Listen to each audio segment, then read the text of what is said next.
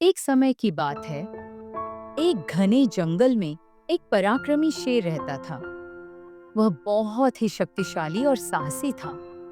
उसकी गर्जना से पूरा जंगल कांप उठता था और सभी जानवर उससे डरते थे। लेकिन समय किसी के लिए नहीं रुकता। धीरे धीरे उम्र बढ़ने के साथ शेर कमजोर पड़ने लगा। पहले जहां वह अकेले ही बड़े बड़े शिकार कर लेता था, अब उसे शिकार करने में कठिनाई होने लगी। अब वह जंगल में घूमता, लेकिन तेज दौड़ नहीं पाता था। शिकार करने के लिए जब वह किसी हिरण या जंगली भैंसे के पीछे भागता, तो वे उससे तेज दौड़कर भाग जाते। भूख से परेशान होकर वह सोचने लगा, अब मैं कैसे जीवित रहूंगा? अगर ऐसा ही चलता रहा, तो जल्द ही मेरी मृत्यु हो जाएगी। इसी जंगल में एक चालाक सियार भी रहता था। वह बहुत चतुर था और अपनी चतुराई से ही अपना पेट भरता था। वह शेर के छोड़े हुए शिकार के अवशेष खाकर जीवित रहता था। एक दिन सियार ने देखा कि शेर कमजोर और परेशान है। उसे देखकर वह सोचने लगा, अगर मैं शेर की मदद करूं और बदले में उसे अपनी सुरक्षा में रखूं, तो मुझे भी रोज भोजन मिल सकता है। यह सोचकर सियार शेर के पास गया और विनम्रता से बोला, महाराज, मैं आपकी बहुत सेवा करना चाहता हूँ। अगर आप मुझे अपनी सहायता के लिए रख लें, तो मैं आपके लिए शिकार ढूंढ कर लाऊंगा। आपको बस उसे मारना होगा। इससे आपका परिश्रम भी कम होगा और मेरा भी पेट भर जाएगा।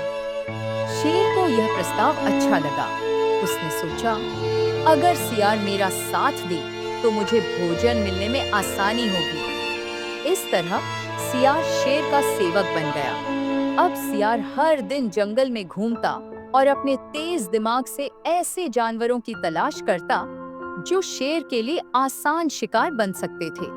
वह किसी कमजोर या बीमार हिरण, जंगली सुअर या अन्य छोटे जानवरों की पहचान करता और फिर शेर को वहां ले जाकर शिकार करवा देता।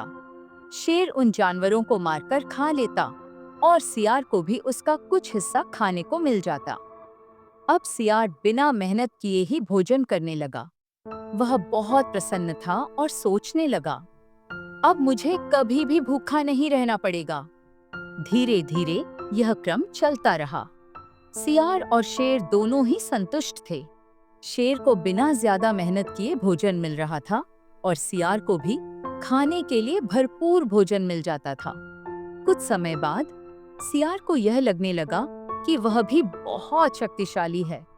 उसने सोचा, अगर मैं ही शेर के लिए शिकार ढूंढता हूँ, तो क्यों न खुद ही शिकार करूं?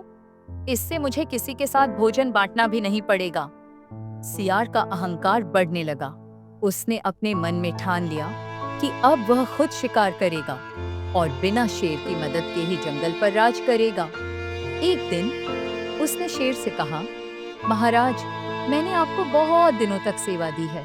अब मुझे खुद शिकार करने का मौका दीजिए। मैं भी उतना ही शक्तिशाली हूँ जितना कि आप। शेर हंसा और बोला, सियार, तुम अपनी हद में रहो। शिकार करना आसान नहीं है। यह केवल ताकतवर जानवरों के लिए है। तुम कमजोर हो और तुम्हारे पास इतनी शक्ति नहीं कि तुम किसी बड़े जानवर का शिकार कर सको। लेकिन सियार जिद पर अड़ा रहा। वह बोला, नहीं महाराज, मैं साबित करके दिखाऊंगा कि मैं भी शक्तिशाली हूँ। आज से मैं खुद शिकार करूंगा।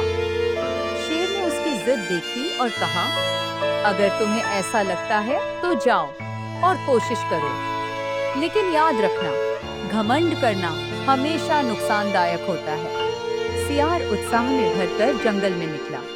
उसने इधर उधर देखा और अचानक उसकी नजर एक बड़े जंगली भैंसे पर पड़ी। सियार ने सोचा, यह भैंसा मोटा ताजा है।